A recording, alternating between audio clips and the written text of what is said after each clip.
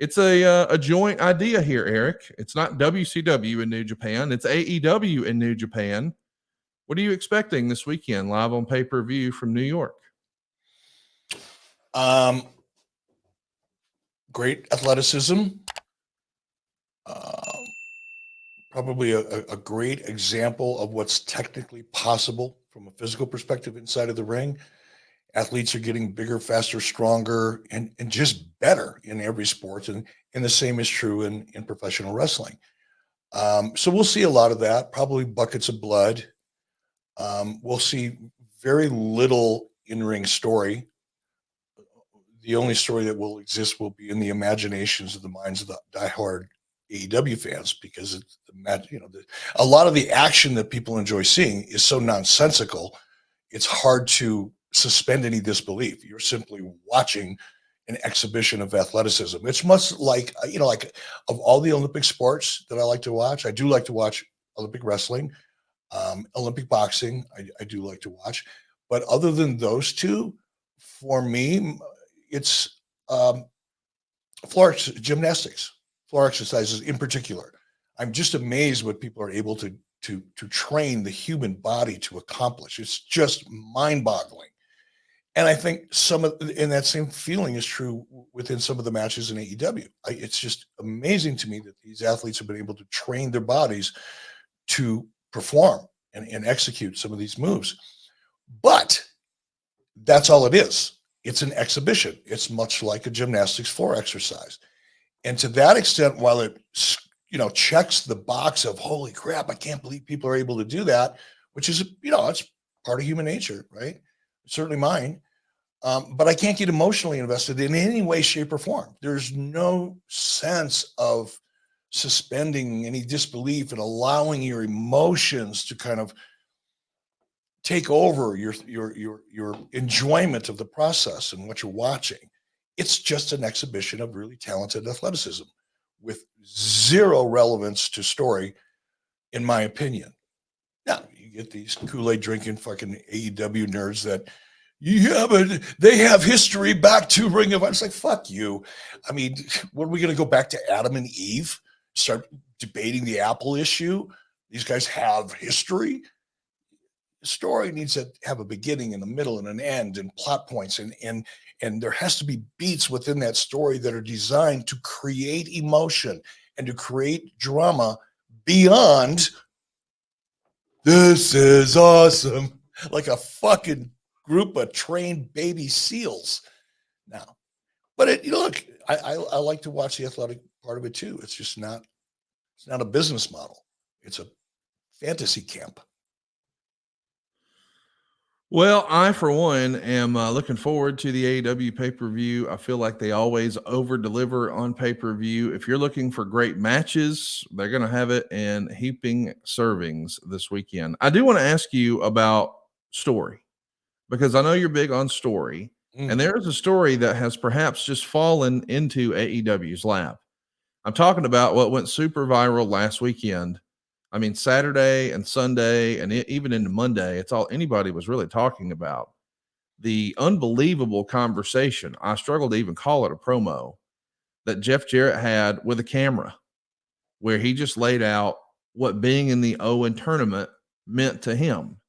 He, of course, is the only competitor in the tournament who actually knew Owen, and he got emotional. And about 90 seconds of it aired on television. But Tony Khan made the call to post the entire unedited and uncut, uncensored, over 9-minute conversation that Jeff had, just pouring his heart out, talking about Owen and what this tournament meant to him. And my takeaway is, man, they've got an opportunity to do something really, really special here. And anyone who was critical of the announcement that Jeff Jarrett was included with all of these young whippersnapper, chart busting 7-star match performers, man, they got quiet all of a sudden, because the chart busting 7-star performers that can't draw a dime. We're the AEW, we're the best wrestle, but they still can't draw money. Yeah, and for anybody, I'm sorry to jump in. This gets me fucking hot. This is just an example of what's fucked up in AEW. To think that Jeff Jarrett, for whatever reason, doesn't belong with those young whippersnappers that can't draw a dime. The fact that that interview was so good is because it points to exactly what I was talking about moments ago. It's the emotion of that is created within the professional wrestling business that is the most crucial element. And for anybody to not recognize that and suggest that because Jeff is older, which by the way, he could probably still outwork it in a traditional sense of the word in the wrestling industry in terms of telling a story and executing physical moves inside of the ring that help amplify or continue a story and has the requisite psychology to do so. I would imagine he can out wrestle anybody on that fucking roster, with the exception of maybe Daniel Bryan when he was in WWE or Bryan Danielson, whatever. Now all I'm seeing is, super hardcore Japanese slap fest out of him, whatever. If that's what he wants to do, that's what he wants to do. But don't talk about we're the best wrestle and exclude Jeff Jarrett from the conversation because he's older than a bunch of punks that couldn't draw flies if you roll them in horse shit. Those are the people that are critical of Jeff Jarrett. The fact that Jeff can still draw money and probably has forgotten more about creating emotion within the body of a wrestling match than 90% of the roster at AEW will ever learn in however long their careers may last. Kind of shit pisses me off. Well, sorry, Jeff. I tried. Eric kiboshed it, but we tried. What? No, what did I kibosh? I'm supporting Jeff here. Yeah, but you did it in a way where they're definitely not going to do fuck all with him now. So, I mean, Jeff Jarrett is one of the MVPs of AEW. And not that long ago, somebody posted a graphic. It was last year. But they posted a graphic saying, hey, did you know that Jeff Jarrett has had more matches on TV and they rattled off all kinds of top stars in AEW. He didn't have another match on TV after that. So you're saying the fact that I put him over on this podcast vehemently put him over. Yeah, that's going to hurt him. Yeah. Mm-hmm. Are you shitting me? Is Tony Khan that much of a punk? Is he going to allow himself to make a business decision based on the opinion of one person? Well, here's the thing. I don't think anybody expected that promo to connect the way it did. Of course not, because they didn't have a fucking idea how to create emotion. So it's going to be a surprise. So it caught everybody off guard, and I was trying to get a little whisper campaign going. I mean, listen, I know they're not going to give him a title shot at Wembley. I would love to see that, but I don't think they're going to do that. But are you telling me there's a better visual in wrestling that we could look forward to than him in the center of the ring with all the ticker tape holding up a trophy with Athena, Oj, and Martha and Jeff's family in Calgary? I mean, that's a movie, man. Like that. That's emotion. That should happen. That should absolutely happen. And if done well, Conrad, and they should hire you and Jeff to work on booking it. Keep Tony Khan away from that shit or anybody else that's near Tony Khan. Let Jeff book it and watch what happens.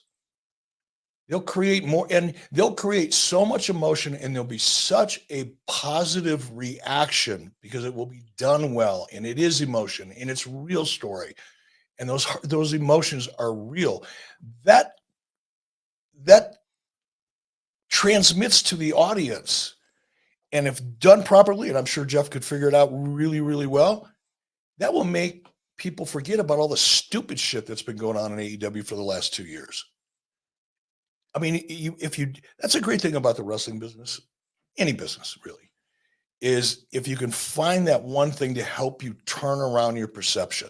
And it's hard, especially when you've been digging a hole as deep as AEW has been digging for the last 2.5 or 3 years.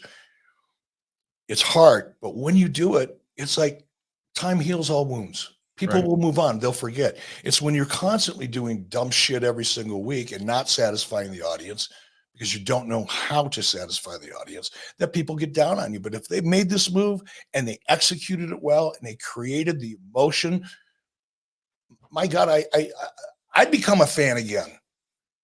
As cynical as I have become about AEW for valid reasons, but it could turn it around. So Tony, just because I'm putting it over is no reason for you not to take advantage of it. Don't be such a pussy. Come on, man up, do the right thing.